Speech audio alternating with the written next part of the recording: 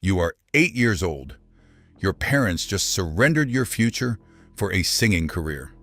This is your life as a castrato. You are lying on a wooden table. A man tells you to breathe. You are given something bitter, opium if your family could afford it. Often, they could not. What happens next is irreversible. You do not know what consent feels like. You are 8 years old. If you are extraordinarily lucky, you will become one of the most celebrated performers in the world. Kings will request you by name. Women will riot in the streets. If you are not lucky, and statistically, you will not be, you will die in obscurity, singing in a church no one visits, as a man the world cannot categorize. Either way, you had no say in any of it.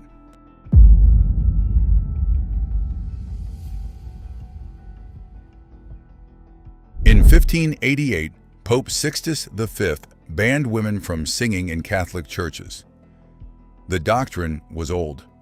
The problem it created was new. Church music was growing more complex, demanding voices that boys could provide, but only until puberty. The church needed something permanent. Someone realized that if you prevented a boy from reaching male puberty surgically, his vocal cords would stay high, while his lungs and chest grew to full adult capacity.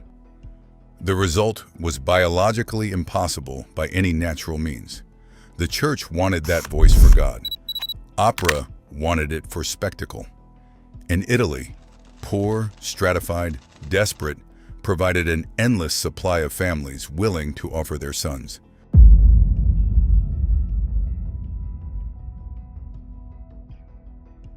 It was not performed in hospitals. It was performed by barber surgeons, in back rooms, by men whose primary qualification was that the child had not died last time. Boys were operated on between ages 6 and 10. The procedure targeted the glands responsible for producing the hormones that trigger puberty, either through sustained pressure that cut off circulation or through direct surgical removal. There was no anesthesia. Ether would not exist in medicine until the 1840s.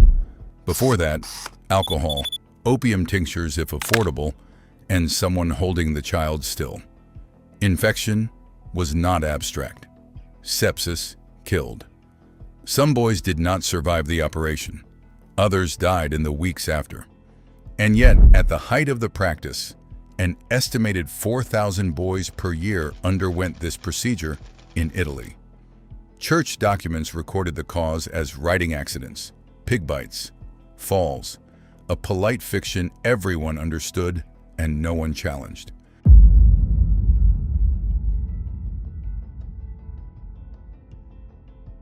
The families who agreed were almost never wealthy.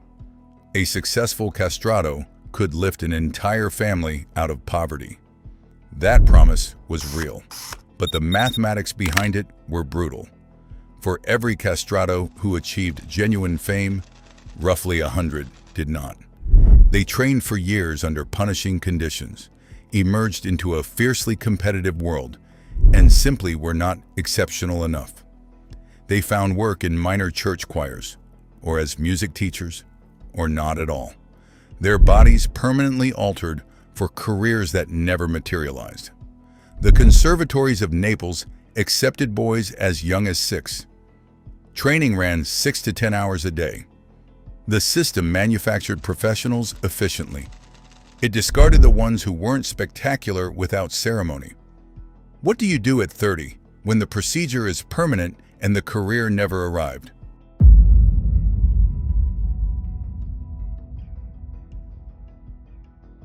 For those who made it, the world offered something extraordinary. Handel wrote for them. Vivaldi wrote for them. Scarlatti built entire productions around them. The castrato was not a novelty act. He was the dominant voice of European opera at its peak. The audiences were fanatical. Opera in 18th century Italy was loud, chaotic, emotionally uninhibited. People ate, gambled, talked, until a great castrato hit a devastating passage, and the theater went silent. Then erupted. The most famous could negotiate their own contracts, refuse engagements, demand specific roles. In a world of rigid hierarchy, the great castrati occupied a rare exception, celebrated regardless of birth, compensated beyond most aristocrats, exempt from ordinary rules by the sheer force of what they could do with their voices.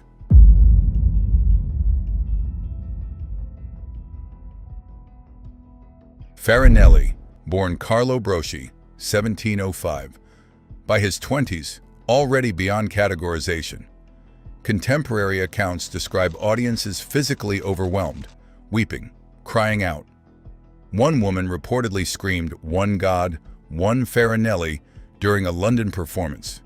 His range exceeded 3.5 octaves. His breath control disturbed people. In 1737, he entered private service to the Spanish royal court and stayed 22 years, singing reportedly the same 4 songs nightly to a king crippled by depression. He retired wealthy. He never married. He had no children. He could not. Alessandro Moreschi, born 1858, the last castrato employed by the Vatican, the only one ever recorded. In 1902, a gramophone team captured his voice in Rome. He was past his prime. The technology was primitive. And yet, even through surface noise and an aging instrument, something unmistakable comes through. A quality listeners describe as haunting, alien, and impossible to locate in anything else. You can listen to him right now. His recordings are online. He died in 1922. His voice is still there.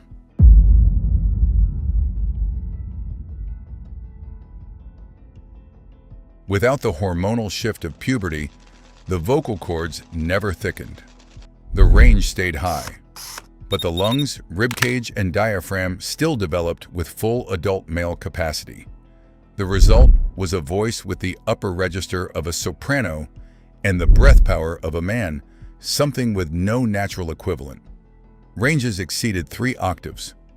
The timbre was described as clarified, intensified, not warm like a female soprano, but sharper, almost outside the human frame. Contemporaries reached for words like angelic and meant it in the medieval sense, not comforting, but structurally other. The sustain was physical. The larger ribcage gave greater lung volume.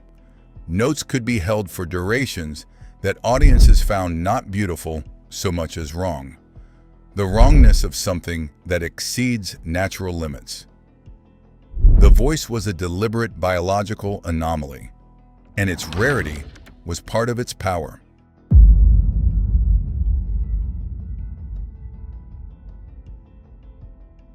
The voice was the point. The body paid a much larger price. Without the hormonal surge of puberty, bone growth plates stayed open longer.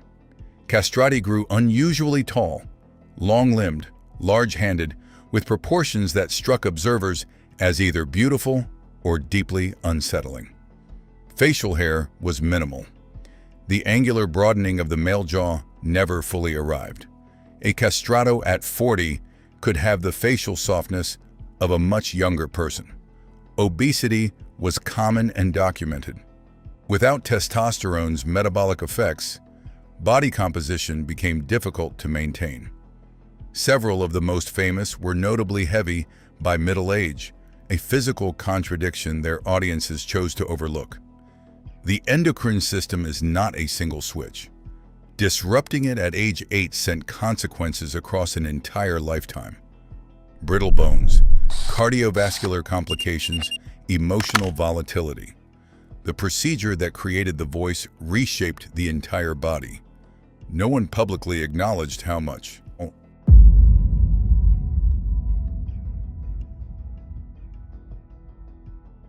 On stage, worshipped. Off stage, something harder. European society had rigid frameworks for what a man was. The castrato fit none of them. He was legally male. He was not female. But But he could not father children, could not build a lineage, could not occupy the role masculinity demanded. The adulation was genuine. So was the mockery, satirical pamphlets, cartoons depicting them as unclassifiable hybrids. The word castrato itself, carrying weight that polite company preferred not to say directly. Marriage was legally and socially complicated. Fatherhood was impossible. In a world where lineage was currency and children were legacy, they had been permanently removed from that structure before they understood what they were losing. The crowd's love was real. The isolation underneath it was also real. Both existed simultaneously, and neither canceled the other out.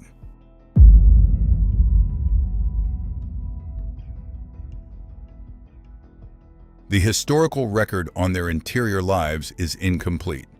It almost always is for people who weren't powerful. But what survives is consistent enough to matter.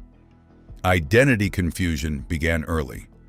A boy watches his peers change. Their voices break. Their bodies shift. His does not. He exists in permanent threshold. Not the child he was, not the man the world would have made him. No one gives him language for this. The machine that created him had no mechanism for caring what it cost him inside. Depression appears across enough individual accounts to suggest pattern rather than coincidence. Several castrati withdrew from public life abruptly and permanently, not from professional failure, but from something harder to name. A small number of documented cases point toward self-inflicted ends, though the historical record here is sparse. Some formed intensely close relationships with patrons, relationships the historical record describes carefully and inconclusively. Whether this was genuine connection or sophisticated dependency is impossible to assess from 3 centuries away. But the loneliness underneath the fame appears consistently enough that it cannot be explained away.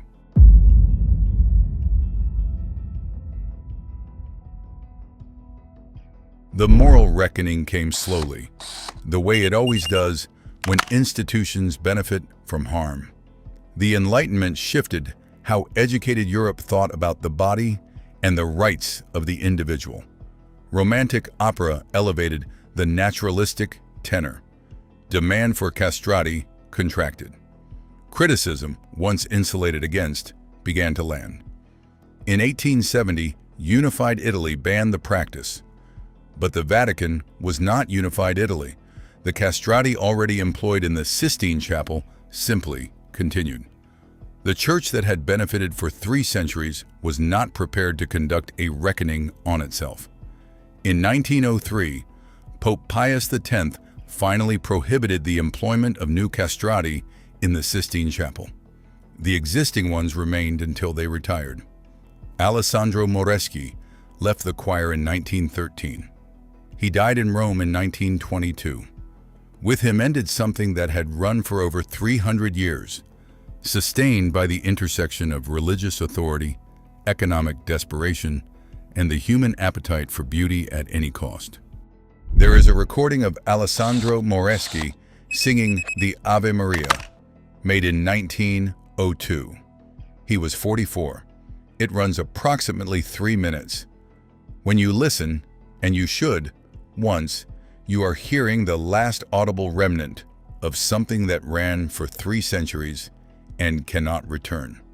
A voice shaped by a decision made when its owner was a child. A sound that could not exist without that decision and would not exist without everything that decision cost. Most castrati were not farinelli.